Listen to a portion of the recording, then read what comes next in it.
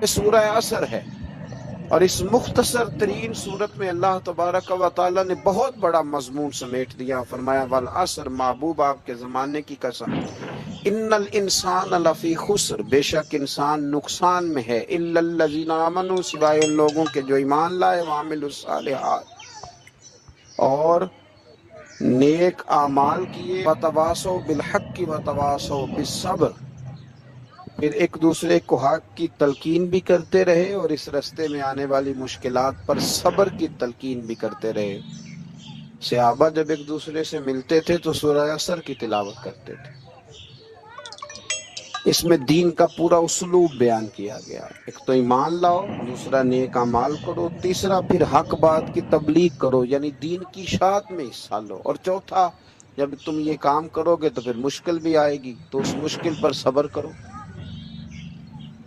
تو یہ صورت جامع ہے اور مختصر ترین الفاظ کے اندر بہت بڑا پیغام ہمیں دیتی ہے۔ آگے پھر سورۃ الہمزہ ہے، اس کے اندر بھی اللہ تبارک و تعالیٰ نے مال گن گن کے رکھنے والے اور جمع کرنے والے لوگوں کی برائی بیان کی ہے، اور ان سے کہا ہے کہ بچو بھڑکتی ہوئی آگ سے، التی تطلی علی الافئدہ، جو دلوں تک پہنچ جائے، جو قیامت میں تمہاری روحوں کو جس سے تکلیف پہنچے گی اس سے۔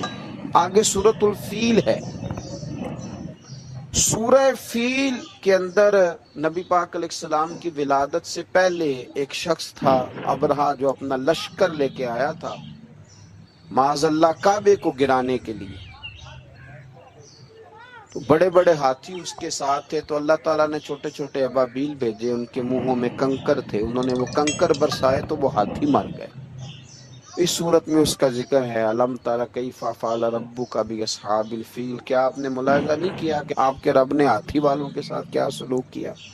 آگے پھر سورہ قریش ہے۔ اللہ تعالیٰ نے سورہ مبارکہ کے اندر اہل قریش کو تنبیہ کی ہے کہ اللہ نے تمہیں بڑے بڑے تجارت کے موقع دیے، تمہارے لیے بڑی آسانیاں کی ہیں، الفت پیدا کی ہے، تو اب تم بھی اس طرح کرو کہ فَلْيَعْبُدُوا رَبَّ هَٰذَا الْبَيْتِ، اس گھر کے خانہ کعبہ کے رب کی عبادت کرو، یہ جو گھر ہے اس کا جو رب ہے، پھر تم بھی اس کی عبادت کرو، تمہیں اللہ نے بڑا نوازا ہے۔ الذی اطعمہم من جوع، جس نے رزق دیا ہے اور فاقے سے نجات دی ہے، وآمنہم من خوف، اور تمہیں فتنے اور خوف سے امن دیا، تو تم بھی اب عبادت کرو نا۔ بہت سارے لوگ ہیں جو نعمتیں لیتے جاتے ہیں پر عبادت پر توجہ نہیں کرتے۔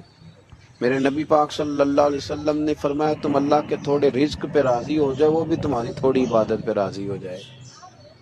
تو فرمایا کہ فَلْيَعْبُدُوا رَبَّ هَٰذَا الْبَيْتِ الَّذِي أَطْعَمَهُم مِّن جُوعٍ وَآمَنَهُم مِّن خَوْفٍ، تم بھی پھر کعبے کے رب کی عبادت پر توجہ دو۔ پھر آگے سورۃ الماعون ہے، اس میں اللہ تعالیٰ نے ہمیں اخلاقیات کا درس دیا ہے۔ فرمایا ارأیت الذی یکذب بالدین، کیا آپ نے دیکھا جو جھٹلاتا ہے روز جزا کو، فذلک الذی یدعو الیتیم، پس یہی وہ بدبخت ہے جو دھکے دے کر نکالتا ہے یتیم کو، ولا یحض علی طعام المسکین، اور ترغیب دوسروں کو نہیں دیتا غریب کو کھانا کھلانے کی، فویل للمصلین، اور فرمایا ان نمازیوں کے لیے بربادی ہے، الذی ہم عن صلاتہم ساہون، جو اپنی نمازوں کی ادائیگی سے ہی غافل ہیں، جو بھول گئے اپنی نمازوں کو، الذین ہم یراؤون، جو ریاکاری کرتے ہیں، ویمنعون الماعون، اور برتنے کی چیز بھی کسی کو نہیں دیتے، کسی کو برتن تک دینے کو تیار نہیں ہے، برتنے کی ذرا سی چیز بھی دینے کو تیار نہیں۔ پھر آگے سورہ کوثر ہے، پھر میرے رسول پاک کی شانوں کا ذکر فرمایا، پھر حضور کی عظمتوں کا بیان۔ نبی پاک علیہ السلام کے جب صاحبزادے کا وصال ہو گیا تو کچھ لوگوں نے کہا کہ کوئی نہیں، معاذ اللہ یہ تھوڑی دیر کی بات ہے، ان کا تو بیٹا ہی کوئی نہیں، تو نام آگے کیسے چلے گا، یہ تو معاذ اللہ ابتر ہیں، نسل ختم ہو گئی۔ تو اللہ کریم نے فرمایا محبوب انا اعطیناک الکوثر، بے شک ہم نے آپ کو خیر کثیر عطا فرمائی۔ خیر کثیر کے بڑے معنی ہیں، محبوب ہم نے بڑی شانیں دی، بڑی عظمتیں دی، بڑا نوازا، فصل لربک وانحر، بس آپ اپنے رب کے لیے نماز پڑھیں اور قربانی کریں. انا شانئک ھو الابتر، بے شک آپ کا دشمن ہی جڑ کٹا ہے، آپ کا دشمن ہی بے نام و نشان ہوگا. آپ کا دشمن کہاں گئی ابو جہل کی اولاد؟ کون کہتا ہے کہ میں عتبہ اتیبہ شعبہ کی اولاد ہوں؟ کون کہتا ہے کہ میں یزید کا بیٹا ہوں؟ دشمن ہی جڑ کٹا ہے. آگے سورۃ الکافرون ہے. کافروں نے معاذ اللہ کچھ اس طرح کی باتیں بھی شروع کر دی تھی کہ کچھ دن آپ ہمارے رب کی عبادت کریں، ہمارے بتوں کی معاذ اللہ، تو کچھ دن ہم آپ کے رب کی عبادت کریں گے. تو فرمایا نہیں، نہ تم اس کی عبادت کرو جس کی میں کرتا ہوں، اور نہ میں اس کی کر سکتا ہوں جس کی تم کرتے ہو. فرمایا تم کرو گے نہیں جو تمہیں میں دعوت دے رہا ہوں، اور میں کر نہیں سکتا اس لیے کہ وہ باطل معبود ہے. وہ آخر میں فرمایا لکم دینکم ولی دین، تمہارے لیے تمہارا دین ہے اور میرے لیے میرا دین ہے. تم اس دعوت پہ تو آ جاؤ لیکن وہ کام نہیں ہو سکتا. تو یہ سورہ کافر. آپ قرآن مجید فرقان حمید کو دیکھیں تو اللہ تعالیٰ نے قرآن مجید میں فرمایا کہ وَإِذَا قِيلَ لَهُمْ آمِنُوا كَمَا آمَنَ النَّاسُ، جب منافقین سے کہا جائے کہ اس طرح ایمان لاؤ جس طرح کے باقی لوگ ایمان لائے ہیں، یعنی صحابہ کرام، قالو تو وہ کہتے ہیں آنؤمنو کما آمن السفہاء، ہم اس طرح ایمان لے آئیں جس طرح معاذ اللہ یہ بیوقوف ایمان لائے، ان کی طرح ایمان لے آئیں. الا انہم ہم السفہاء، اللہ فرماتے ہیں خبردار ہو جاؤ یہی بیوقوف ہیں. ولکن لا یعلمون، لیکن یہ جانتے نہیں. انہیں اس بات کی خبر ان لوگوں کو جو کائنات کے بہترین لوگ ہیں زمین پر، انبیاء کے بعد صحابہ، ان کو لوگوں نے بیوقوف کہہ دیا، باتیں کر دی. آپ قرآن مجید دیکھیے سورہ قلم کے اندر اللہ تبارک و تعالی نے اس بات کا بھی جواب ارشاد فرمایا ہے جب لوگوں نے کہا تھا کہ معاذ اللہ حضور تو مجنون ہے، تو اللہ نے فرمایا محبوب آپ رب کے فضل سے مجنون نہیں ہیں، بلکہ اللہ نے آپ کو خلق عظیم کا مالک بنایا ہے. وَإِنَّكَ لَعَلَىٰ خُلُقٍ عَظِيمٍ. لوگ بات کرتے ہیں اور کر جاتے ہیں اور شوق رکھتے ہیں تبصرہ کرنے کا. تو میں نے بہت سارے لوگ ایسے زندگی میں دیکھے ہیں جو لوگوں کی باتوں کی وجہ سے اذیت میں آ گئے، تکلیف کا شکار ہو گئے. اور میں اور آپ تو کسی کھاتے میں نہیں. حضرت ابوبکر صدیق رضی اللہ تعالیٰ عنہ جیسے لوگ، افضل البشر بعد الانبیاء بالتحقیق حضرت صدیق اکبر. آپ قرآن مجید 30ویں پارے کی تلاوت میں یہ بات دیکھیں گے کہ جب حضرت ابوبکر صدیق نے غریب غلاموں کو خرید کر آزاد کرنا شروع کیا، حضرت بلال حبشی کو، حضرت عامر بن فہیرہ کو اور کچھ غلاموں کو خرید کر آزاد کیا، تو لوگ کہنے لگے کہ یہ بلال نے کبھی کوئی احسان کیا ہوگا ابو بکر پر، تبھی تو خرید کے آزاد کیا ہے، ورنہ کیا ضرورت تھی اتنے پیسے لگانے، کوئی تو بات ہوگی. اللہ تعالیٰ نے اس کا بھی قرآن مجید میں اعلان فرمایا ابو بکر نے جو کیا ہے رب کی رضا کے لیے کیا ہے. تو گفتگو کرنا، بات کرنا لوگوں کا اتنا یہ خطرناک مزاج ہے. ایک جملہ کہہ کہ لوگ سائڈ پہ ہو جاتے ہیں، بندہ بیچارہ ساری رات تڑپتا رہتا ہے. ایک فکرے کا تبصرہ کر کے لوگ کونے میں چھپ جاتے ہیں، اور کسی آدمی کے لیے وہ اسے سولی پہ لٹکا جاتے ہیں. اپنی زبان کے تیروں سے لوگ پریشان کرتے ہیں. پہلے تو اللہ سے یہ معافی مانگے کہ رب اس جرم سے ہمیں محفوظ فرمائے. اور اب تو لوگوں کی زبانیں اتنی لمبی ہو گئی کہ وہ صحابہ تک چلی گئی ہیں، اہل بیت نبوت تک چلی گئی. تبصروں کے شوق میں لوگوں نے یہ دیکھا ہی نہیں کہ میری حیثیت کیا ہے اور میں بات کس کی کر رہا ہوں، میری اوقات کیا ہے اور میں تبصرہ کس پہ کر رہا ہوں. بے باک ہونا اور بات ہے اور بدتمیز ہونا، ان دونوں میں فرق ہوتا ہے. تو میرے عزیز، ایک تو اس سے پرہیز کریں، اور پھر دوسرا اب ہوتا کیا ہے، ہم اس کا نفسیاتی اثر لیتے ہیں، ہم اس کا اثر لیتے ہیں. میں اکثر کہتا ہوں سارے لوگ ہی کانوں کے کچے ہوتے ہیں، کچھ تھوڑے زیادہ ہوتے ہیں، کچھ تھوڑے کم ہوتے ہیں. اور بعض لوگ کہتے ہیں اتنے لوگ فلانے بندے کی بات مانتے ہیں. تو میں نے کہا دنیا میں تو آج بھی کافر زیادہ ہیں، کافر زیادہ ہیں، شیطان کے پیروکار آج بھی. تو زیادہ ہونا کوئی حق کی دلیل ہے ہمیشہ؟ یہ کیا بات ہوئی کہ فلانے کی اتنے لوگ بات مانتے ہیں؟ یہاں تو میں نے یہ دیکھا ہے اس معاشرے میں کہ جھوٹے سے جھوٹا آدمی، اس کے بھی فالوور ہوتے ہیں. دغے باز سے دغے باز بندہ، اس کے بھی گویوں کے فالوور، اداکاروں کے فالوور، فلانے کے فالوور. اس کا یہ تو بھئی انسان کا مزاج ہے. ہر بندہ کانوں کا کچا ہے، کوئی تھوڑا زیادہ کچا ہے، کوئی تھوڑا کم کچا ہے. تو باتیں تو ہوگی، لوگ منہ میں زبان رکھتے ہیں تو گفتگو تو کریں گے. اب یہ اثر لینے والے پہ ہے کہ وہ اس کا اثر کس طرح کا لیتا ہے. ہمارے ہاں بڑے بڑے سمجھدار لوگ نفسیاتی ہو جاتے ہیں، بڑی بڑی سمجھدار خواتین نفسیاتی ہو جاتی ہیں. میری ساس باتیں کرتی ہے، میری نند باتیں کرتی ہے، مجھے فلانا باتیں کرتا ہے، مجھے فلانا. بھائی باتیں، جس کے منہ میں زبان ہے اس نے بات تو کرنی ہے. اب آپ نے کیوں یہ دعویٰ کر لیا ہے کہ آپ اتنے اونچے چلے جائیں کہ آپ کو بات ہی کوئی نہ کرے؟ کیا حرج ہے اس میں؟ اگر کوئی آپ کو بات کر دے تو کیا ہے؟ ہم کسی نے کر لی تو پھر کیا ہوا؟ اس کا اتنا اثر قبول کرنا کہ ساری رات سونا ہی نہ، پریشان ہو جانا. اور بعض لوگ ایسے ہیں جنہیں اتنی باتیں نہیں ہوتی جتنی انہیں ٹینشن ہوتی ہے. یعنی وہ دو بندے کونے میں کھڑے ہیں تو میری ہی بات کر، اور بھائی وہ اتنا اہم نہیں ہے، انہیں کوئی اور کام بھی ہو سکتا ہے، تیری بات ہی انہوں نے کر لی. بلا وجہ لوگ سمجھتے ہیں کہ میں بڑا اہم آدمی ہوں، وہاں بھی مجھ پہ تبصرہ ہو رہا ہے، یہاں بھی ہو رہا ہے. اس پہلو سے باہر آئیں، اس کمپلیکس سے نکل آئیں. ابن حزم کہتے ہیں کہ مصر میں ایک تاجر بڑا کامیاب ہو گیا تھا، بڑا کامیاب تاجر ہو گیا. تو زندگی میں جتنے لوگ بھی کامیاب ہوتے ہیں ان سے حسد ہوتا ہے. اس سے بھی اس کے ارد گرد کے لوگوں نے حسد شروع کیا. اب تاجروں نے پلاننگ کی کہ اسے خراب کیسے کرنا ہے. وہ ایک دن اپنے گھر سے نکلا، سفید کرتا سفید پگڑی باندھ کے باہر. اب 5-6 لوگوں نے پہلے سے منصوبہ بندی کی ہوئی تھی. ایک صاحب اسے ملے، کہنے لگے ماشاءاللہ آج تو سفید کرتے پر سبز امامہ، سبز پگڑی بڑی ہی اچھی لگ رہی ہے. تو ہنس کے کہنے لگا لگتا ہے آپ سو کے اٹھ کے آئے ہیں، پگڑی تو میری سفید ہے. اس نے کہا چلو پگڑی تو سبز ہی ہے، باقی آپ نہیں مانتے تو آپ کی مرضی. وہ آگے بڑھا. تو اب کیونکہ پلاننگ تھی تو ایک شخص اور ملا. اس نے کہا کیا بات ہے، سفید کرتے پر آپ کا پیلے رنگ کا امامہ کیا جچتا ہے. اس نے کہا یار کو خدا کا خوف کر.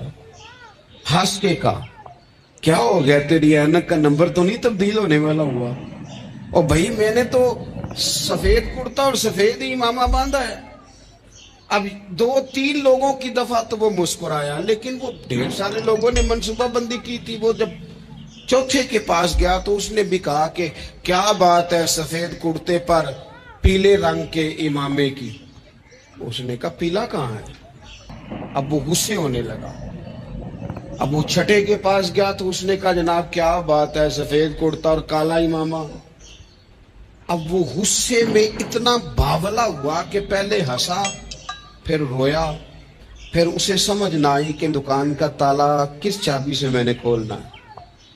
بس وہ شام ہوئی تو اس بیچارے کو بچوں نے روڑے مارنے شروع کر دیے.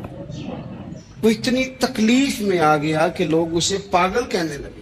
کیوں؟ اس لیے کہ لوگ منصوبہ بندی، افواہ تھی نا کہ میری طبیعت خراب ہے، تو لوگوں نے حال پوچھ پوچھ کر بیمار کر دیا. لوگوں کی باتیں، لوگوں کے تبصرے، لوگوں کے کومنٹس. بولے امام شافعی. امام شافعی فرمانے لگے لوگوں کی باتیں پتھروں کی طرح ہوتی ہیں، یہ روڑوں کی طرح ہوتی ہیں. اگر انہیں کمر کے اوپر رکھ لو گے نا تو یہ تمہاری کمر توڑ دیں گی، اور اگر تم ان کو اپنے پیروں کے نیچے رکھ لو گے تو تمہارا قد اونچا ہو جائے گا. بس دنیا میں وہ لوگ پریشان ہوتے ہیں جو لوگوں کی باتوں کو کندھوں پر سوار کر لیتے. جو پیروں کے نیچے رکھے، جو پاؤں کے نیچے رکھے ان کا قد. وہ پرانے زمانے میں نا عارف رومی رحمت اللہ علیہ فرماتے کہ ایک بیل گائے گر گئی تھی کنویں کے اندر. تو اب وہ لوگ اس کو نکال تو نہیں سکتے تھے، تو انہوں نے اس طرح کیا کہ مٹی ڈالنی شروع کر دی کہ اب بدبو آئے گی. परेशानी होगी तो इसको बंद कर देते हैं, अंदर ही कुएं को, कुआं नई जगह पे खोद लेते हैं। उन्होंने जब उसके अंदर मिट्टी डाली ना तो वो गाय जो थी वो मिट्टी झाड़ के तो मिट्टी के ऊपर आ गई। उन्होंने फिर मिट्टी डाली तो वो थोड़ी और ऊपर आ गई, और मिट्टी डाली तो और वो मिट्टी डालते गए और गाय वहां से कुएं से बाहर आ गई। लोगों ने दफन करना चाहा, वो बाहर निकल आई। और मेरे भाई, लोग भी अपनी बातों में दफन करना चाहते हैं, लेकिन याद रखना जो चमकने वाले थे वो चमकते ही रहे। जिनको अल्लाह ने इज्जत दी थी उनकी घटाई कोई नहीं सका। इतनी इतनी लंबी जुबानें खोल के लोगों ने सहाबा के बारे में बातें की। बातें हो रही हैं, लोग जिनको दबाना चाहते थे। आज नहीं सूफिया की मुखालफत शुरू हुई, उनके जमाने में भी हुई, उनके दौर में उनके खिलाफ किताबें लिखी गई। लिखने वाले खुदा जाने कहाँ हैं, और दाता साहब हो रही है, ख्वाजा साहब हो रही है। हुजूर गौसे आजम के उनके जमाने में भी ऐसा नहीं हुआ कि बड़ी खुशी से लोगों ने आगे बढ़ के फूल डाले हों।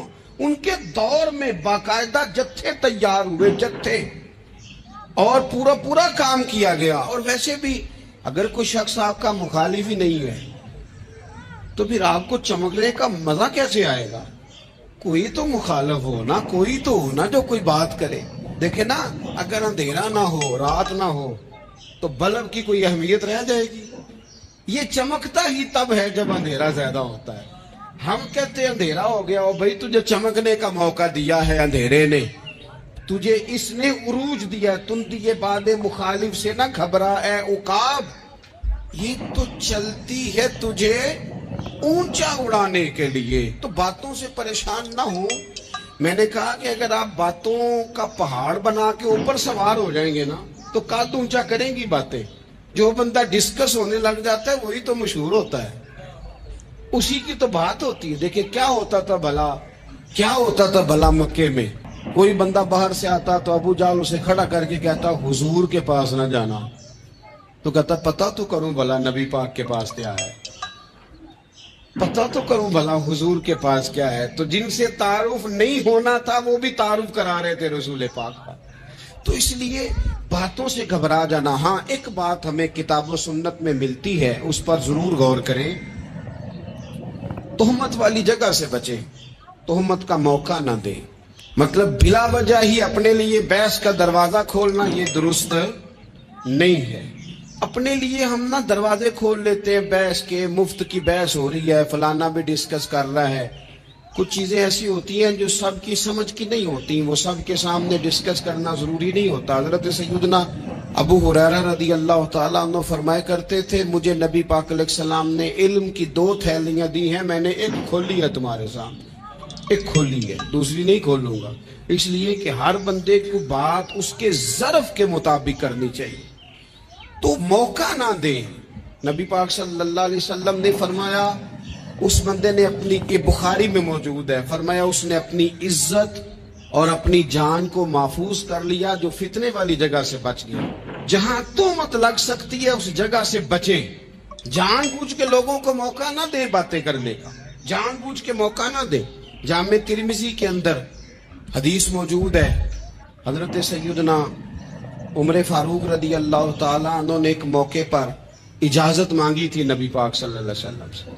अर्ज किया, या रसूल अल्लाह सल्लल्लाहु अलैहि वसल्लम, मुझे आप इजाजत दे दें, मैं अब्दुल्ला बिन अबी सलोल की गर्दन उड़ा दूं। ये मुनाफिक बार बार आड़े आता है, बार बार तकलीफ देता है, आप मुझे इजाजत दे मैं इसे कत्ल कर दूं।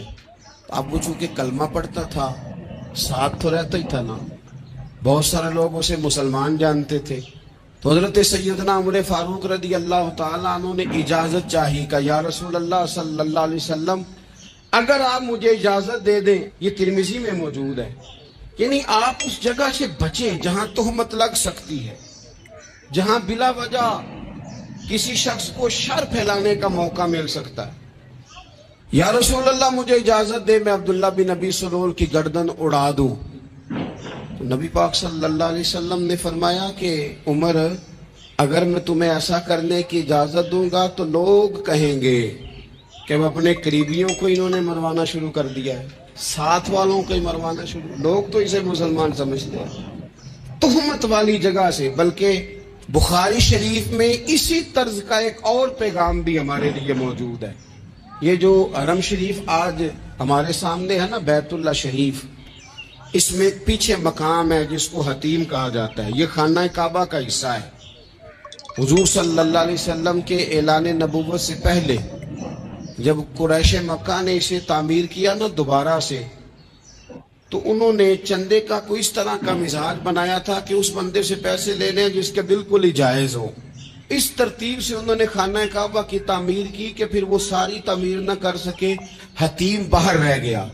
تو نبی پاک صلی اللہ علیہ وسلم نے ایک دن فرمایا، بخاری میں موجود ہے، حضور فرمانے لگے، عائشہ اگر تمہاری قوم جاہلیت کے قریب نہ ہوتی، کیونکہ ابھی قریب جاہلیت چھوٹی ہے نا، ابھی لوگوں نے کلمہ پڑھنا شروع کیا ہے، فرمایا اگر یہ جاہلیت کے قریب نہ ہوتے تو میں کعبے کو انہی بنیادوں پر دوبارہ بنا دیتا جن بنیادوں پر حضرت ابراہیم علیہ السلام نے بنایا تھا۔ لیکن چونکہ یہ جاہلیت کے قریب ہیں، ان کی سمجھ میں چیز نہیں آئے گی، یہ شک میں پڑ جائیں گے، پریشان ہو جائیں گے، لہذا میں یہ کام نہیں کرتا۔ بہت ساری چیزیں ایسی ہیں کہ جن کی وجہ سے بعض سادہ لوگ ابہام کا شکار ہوتے ہیں، ابہام کا۔ ہمارے علماء نے اس طرح کیا کہ بڑے طے کر کے عقائد کے عنوانات امت تک پہنچائے۔ ہر آدمی ہر شعبے کا اسپیشلسٹ نہیں ہوتا، بہت سارے لوگ باتیں مریض کے سامنے کرنے والی نہیں ہوتی، وہ صرف لواحقین کو بتانے والی ہوتی۔ اعلیٰ حضرت بریلوی رحمت اللہ علیہ نا، لالٹین کے اندر مٹی کا تیل جلایا جاتا ہے ہمارے ہاں، تو مٹی کا تیل ظاہر ہے اس سے بدبو آتی ہے، تو مسجد میں وہ جلانا جائز نہیں تھا۔ تو ایک صاحب ارنڈی کا تیل لائے، وہ خوشبو والا ہوتا ہے، وہ لا کے انہوں نے نا اعلیٰ حضرت بریلوی رحمت اللہ علیہ کو لالٹین میں ڈال کے دیا اور کہا کہ یہ مسجد میں اس کو جلاتے ہیں چونکہ اس کے اندر سے خوشبو آتی ہے، بدبو نہیں آتی۔ تو وہ جو شرعی عذر ہے نا، حضور نے فرمایا کہ جمعے والے دن غسل کر کے آؤ تاکہ کسی کے پسینے سے ایک دوسرے کو تکلیف نہ ہو۔ کچا لہسن پیاز کھا کے مسجد آنا اس لیے منع کر دیا گیا کہ منہ کی بدبو سے تکلیف ہو، تو مسجد میں کوئی ایسی چیز جو بدبو کا باعث بنے منع ہے۔ اب انہوں نے وہ تیل لا کے لالٹین میں ڈالا جس سے خوشبو آتی تھی اور لالٹین بھی روشن ہوتی تھی۔ اعلیٰ حضرت فاضل بریلوی رحمت اللہ علیہ اپنے اس خادم سے فرمانے لگے کہ اب لوگ تو آئیں گے نا، تو ہمارے علاقے میں تو ساری دنیا مٹی کے تیل سے ہی چلاتی ہے، تو اب آپ نے ایک خوشبو والا تیل لا کے ڈال تو دیا ہے اس کے اندر لالٹین میں، پر یہ لوگوں کو بتائے گا کون کہ یہ تیل وہ نہیں ہے؟ لوگ تو یہاں سے دیکھ کے جائیں گے اور جا کے کہیں گے کہ اتنے بڑے عالم کی مسجد میں اگر جل رہا ہے تو ہم کیوں نہ جلائیں؟ تو فرمانے لگے وہ شخص کے حضور پھر حال کیا ہے؟ فرمانے لگے آپ فرضوں کا سلام پھیر کے دعا سے پہلے لالٹین کے پاس کھڑے ہو جائیں اور جو بندہ گزرے اسے بتاتے جائیں کہ یہ مٹی کا تیل نہیں، یہ مٹی کا تیل نہیں، یہ مٹی کا تیل۔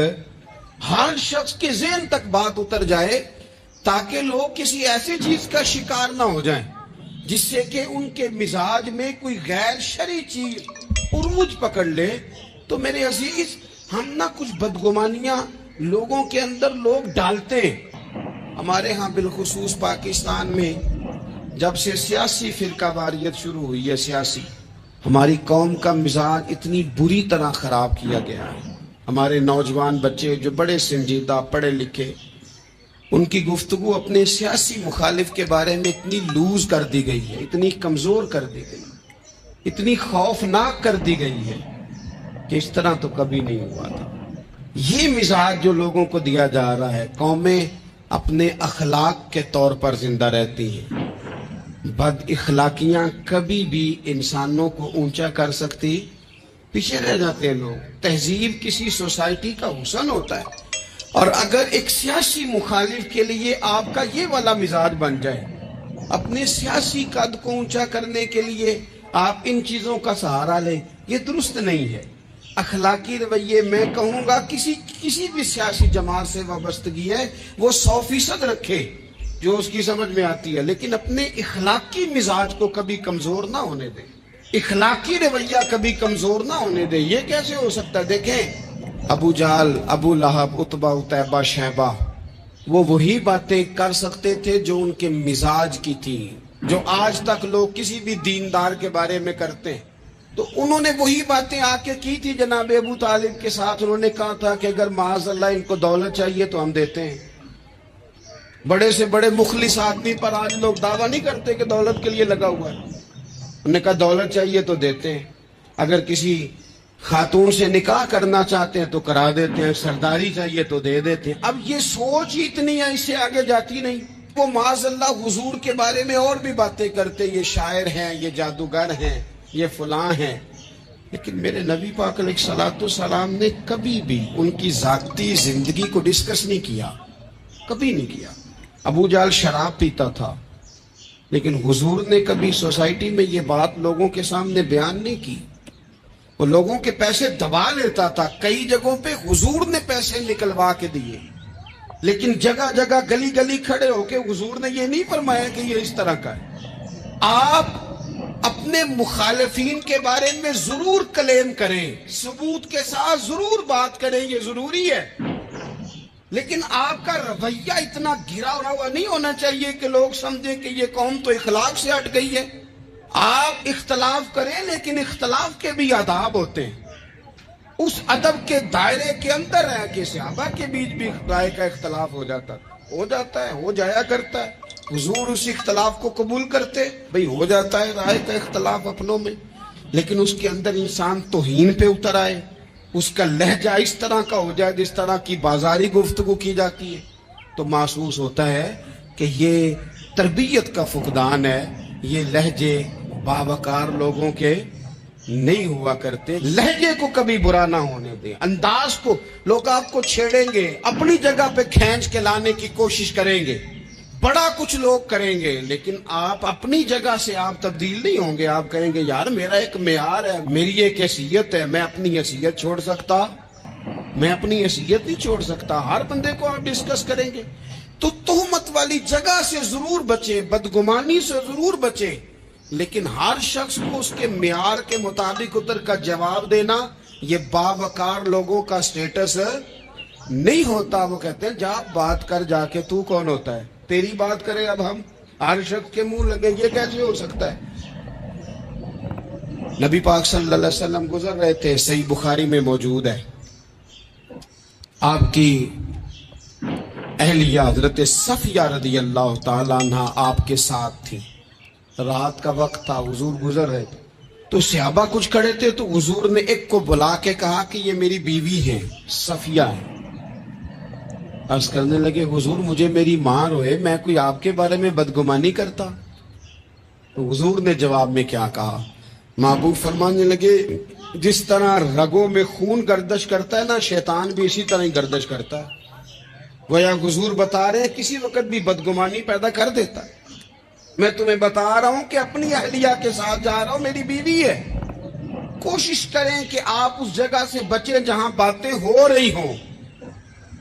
اور اس پہلو پہ تیسری گزارش اس عنوان پر یہ ہے کہ اگر کسی کے بارے میں باتیں ہو رہی ہوں تو فٹافٹ اس کا حصہ بننے کی کوشش نہ کریں، بلکہ آپ کے پاس جب تک کوئی شرعی ثبوت نہیں ہے تب تک آپ اس بات کا حصہ نہ بنیں۔ ہمارے ہاں بات ہو رہی ہوتی ہے تو دو چار بندے دوڑ کے نا اپنا بھی حصہ ڈالتے ہیں، بلکہ میں بڑی ذمہ داری سے یہ بات عرض کروں گا، بات لمبی ہوتی تب ہے جب کوئی بندہ درمیان میں کہہ دیتا ہے نا نہیں تجھے تو تھوڑا پتا ہے، تھوڑا میں بھی کرتا ہوں۔ وہ کئی دفعہ وعدہ معاف گواہ بن جاتا ہے، جا کے دوسروں کو خبر کرتا ہے اس نے یہ کہا ہے، حالانکہ بندہ اس سے پوچھے کہ اگر انہوں نے کہا تھا تو اتنا سجن تھا تو وہاں جواب دے کے کیوں نہیں آیا؟ تجھے چاہیے تھا وہیں جواب دیتا، وہیں جا کے جواب دے دیتا۔ ایک بزرگ کی خدمت میں ایک دفعہ حاضر تھا، ایک بڑے عالم تھے، تو ان کے پاس آ کے ایک شخص نے کہا کہ فلاں آدمی آپ کے بارے میں یہ بات کر رہا تھا، تو وہ ہنس پڑے، فرمانے لگے پھر آپ کہاں تھے؟ کہنے لگے میں وہیں تھا۔ فرمانے لگے میرا اور آپ کا رشتہ کس طرح کا ہے؟ کہنے لگا جی میں تو شاگرد ہوں، ارادت مند ہوں۔ تو فرمانے لگے پھر آپ میرے پاس سوال لے کے آ گئے ہیں، آپ نے وہاں جواب کوئی نہیں دیا۔ فرمانے لگے اب تو میرے سامنے بیٹھ، پہلے اس سوال کا جواب میں تجھے دوں، پہلے تجھے قائل کروں، اگر تو قائل ہوتا نا تو پھر تو یہ بات لے کے میرے پاس نہ آتا، پھر تو وہاں تو کلیئر کر آتا، تیرے اندر کجی ہے، تو بات کا حصہ بنا ہے، اور میرے نزدیک اس سے بڑا تو مجرم ہے کہ تو نے بات کو سنا ہے، وہ تو کوئی ہے، اور تو اپنا تھا، تو نے اپنا ہو کے یہ باتیں سنی، تو نے ہاں کی، تو وہاں بیٹھا رہا، تو اپنا تھا۔ اور حضور نے فرمایا محبت تو بندے کو اندھا بہرا اور گونگا کر دیتی، جو کسے دا عاشق ہوئے ہوتے گل ہو سیدھی کردا ہے، 100 مکر بہانے کر کے او دے ہی مرنے مرد ہے۔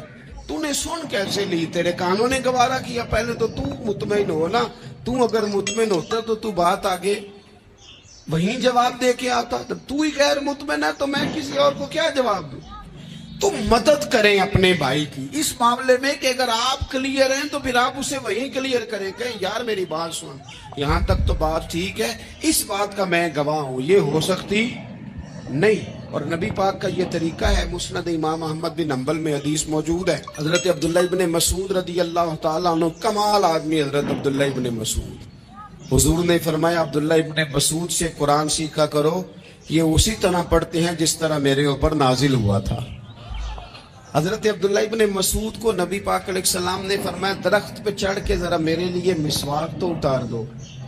حضرت عبداللہ ابن مسعود کی پنڈلیاں پتلی پتلی تھی، ٹانگیں پتلی تھی، وہ درخت پہ چڑھے، ہوا چلی تو کپڑا تھوڑا ہٹ گیا تو بعض لوگ ان کی پتلی پنڈلیوں کا مذاق اڑانے لگے، معاذ اللہ، دیکھو کیسی باریک باریک پنڈلیاں ہیں، کیا انداز ہے۔ اب حضور بیٹھے ہیں نا، تو انہوں نے جو بات کی تھی وہ بات بھی درست تھی، پنڈلیاں واقعی پتلی تھی، اور کوئی بھی اس انداز میں دیکھتا تو شاید مسکراتا۔ جب انہوں نے کہا نا دیکھو پتلی پنڈلیاں، تو حضور نے ہمارے لیے طریقہ کیا چھوڑا، ہمارے لیے سیرت کیا چھوڑی۔ حضور سید عالم فوراً ارشاد فرمانے لگے، نبی پاک فرمانے لگے چپ کرو، تم میرے عبداللہ کی پنڈلیوں کو پتلا پتلا کہہ رہے ہو نا، قیامت کے دن جب میزان لگے گا اور ان پنڈلیوں کا تمہیں وزن پتا چلے گا، پھر پتا چلے گا میرے عبداللہ کی شان کیا ہے۔ یہ بڑی وزنی پنڈلیاں ہوں گی، جب ان کا میزان پر وزن تلے تو آپ دفاع کریں۔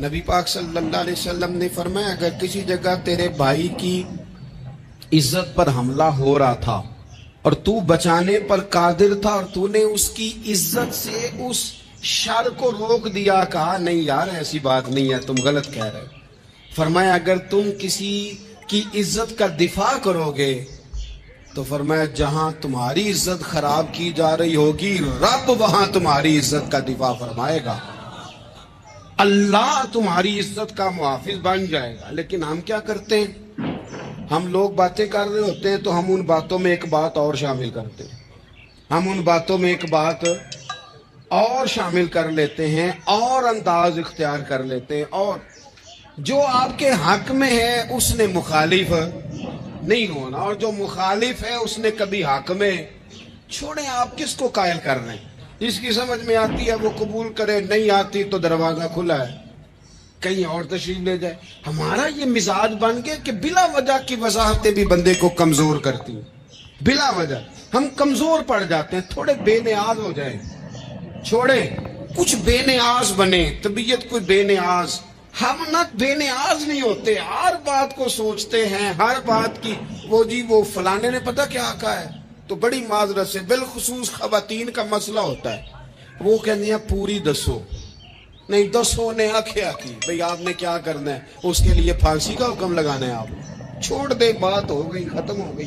اپنی زندگی میں تھوڑی سی بے نیازی بھی پیدا کریں، تھوڑی سی بے نیازی، ہر ایک کی بات سننا، ہر ایک کی بات پر غور کرنا، ہر بندے پر تبصرہ شروع کر دینا، وہ تو تکلیف آ جائے گی۔ وہیں سے جہاں سے بات شروع کی تھی پھر وہیں لاتا ہوں کہ باتوں کا اثر لیں لیکن صرف خیر کی باتوں کا اثر لیں، لیکن صرف